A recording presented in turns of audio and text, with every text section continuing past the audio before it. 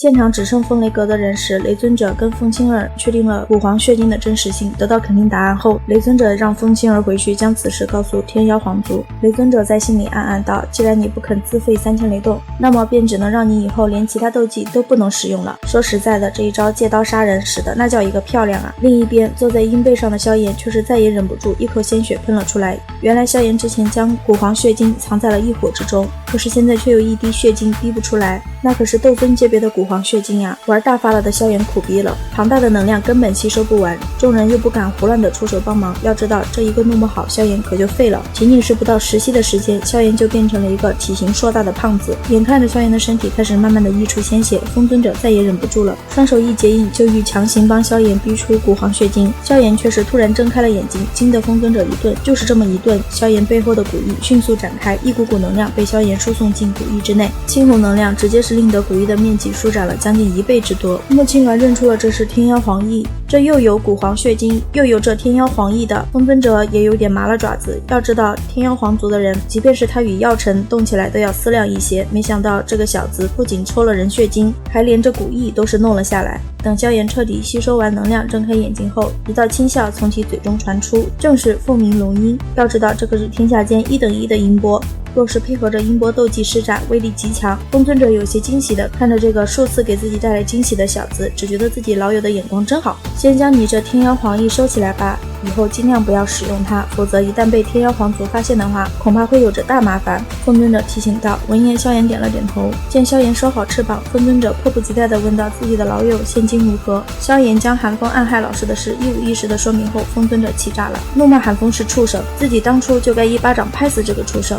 待得他回去，便发布通缉令，定要让寒风求生不得，求死不能。萧炎表示通缉令就不用了，刚取出寒风的灵魂，寒风气急败坏的吼声就传进了风贤的耳朵。风尊者目光森然地望着面前寒风的灵魂，寒风目光呆呆地望着面前的风尊者，瞬间之后尖叫着就想逃跑。被风尊者一招扣住脖子后，寒风急忙叫道：不要杀我，不关我的事，我也是被魂殿的那些人逼的。魂殿，听得这个名字，风尊者脸色也是微微一变。萧炎沉声表示，魂殿所谓的似乎是要了的灵魂力量，现在老师也已经落在了他们手中。闻言，风尊者更气了，魂殿要的恐怕并非只是老家伙的灵魂，或许更加看重的还是他的炼丹能力。风贤想先杀了寒风，再集结力量去魂殿救药老。萧炎连忙道：杀不得，现在还需要寒风为我们引路，方才能够找到关押药老的那一处分店。风尊者立马逼问寒风药尘被关押在何处，那里守卫如何。寒风一副很害怕的样子说出了实情，结果被风尊者当场揭穿。风尊者让萧炎把寒风的灵魂收起来，日后或许会有用。萧炎记恨寒风险恶的用心，决定用陨落心炎让寒风吃吃苦头。玉瓶之内凄厉的惨叫声再度响起。收拾完寒风后，萧炎4人就兵分2路了。风尊者携木青鸾回星陨阁调查魂殿，集结力量。萧炎和林燕则前往中州中央参加丹塔的丹会。此时的古族林老也为薰儿带来了一个好消息，没错，正是萧炎已经来中州了的消息。先前还很淡然的女孩豁然转身，嘴角还噙着一抹罕见的欣喜，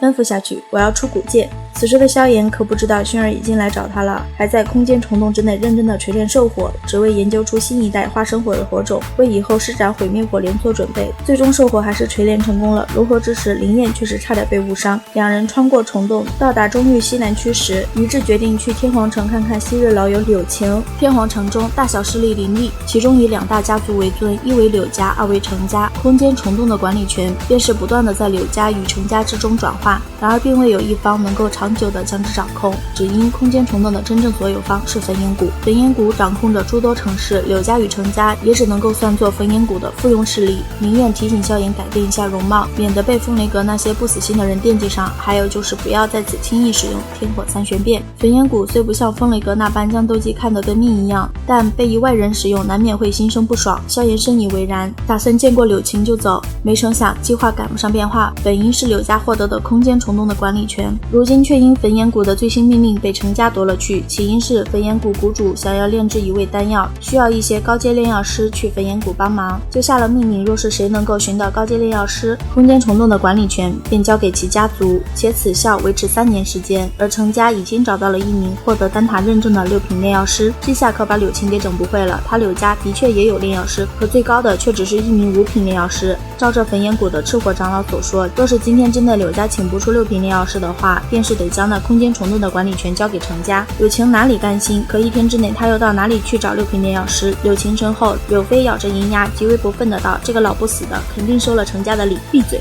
柳晴脸色一变，沉声道：“这里的门道，柳晴能不知道吗？程家都已经找到了炼药师，而自家还不知道为什么今年这空间虫洞的控制权不能交还给柳家。”柳晴的心里那叫一个恨呐，拳头更是捏得嘎吱作响。可他有什么办法？只能面色铁青的一挥手，转身欲走。林燕却是从广场之外掠来，冲着柳晴笑道：“柳晴，这可不像你呀，难道就这样放弃不成？”见到来人，柳晴也是一怔，旋即叹息了一声，苦笑道：“算了，走吧，你又不是六品炼药师，帮不了我。”闻言，林燕却是怪笑了一声道：“我的确帮不了你，但有人帮得了你啊。”话音落下，他转过头，冲着天空之上笑道：“我说你要在上面待多久？”语毕，我们的主角严萧就十分装逼的踏空而来了。柳晴认出萧炎后，并没有向萧炎求助，而是问起了萧炎来这里干什么。萧炎表明来意后，他十分豪迈的表示，空间虫洞这点小事交给自己便好，结果被柳飞无情戳穿。今日之后，空间虫洞已经该轮到程家掌管了，而他们素来看柳家不顺眼，柳晴出面反而会被诸多刁难。萧炎见好友不愿跟自己说实话，就看向柳飞，笑着道：“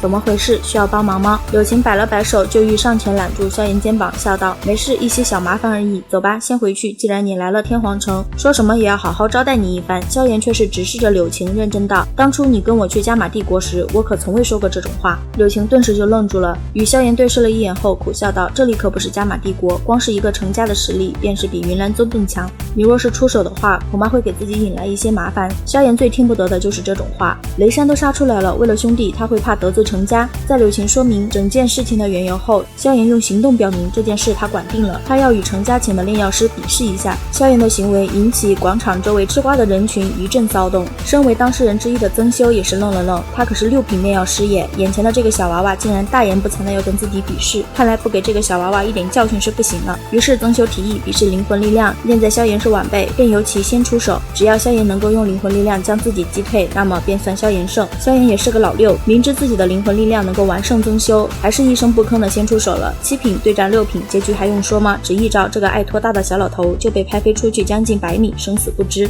无数道目光呆滞地望着那倒在地上不知死活的曾修，一时间居然是无人开口。缓过神的赤火长老眼睛亮了一下，笑眯眯地冲着萧炎道：“小友实力超凡，天皇城空间虫洞未来3年的掌管权将会归柳家所有，柳家只要每年按时将供奉送到焚炎谷便可。还不知小友名讳？”严萧。萧炎微微一笑道：“赤火长老搓了搓手道，如今空间虫洞的归属也是有了结果，严萧小友不知是否有时间与老夫去焚炎谷一趟？”萧炎正想见识一下焚炎谷的9龙雷罡火，另外有机会的话将天火3玄变剩余2变弄到手，岂不美哉？拜托柳晴帮忙找一下小医仙等人的消息后，萧炎就同赤火长老一起前往了焚炎谷。好了，本期分享就到此结束喽，视频都看到这里啦，给牛奶点个赞吧，订阅了的朋友记得开启小铃铛哟，这样就不会错过牛奶的更新啦。感谢您的耐心观看，拜拜，下期再见。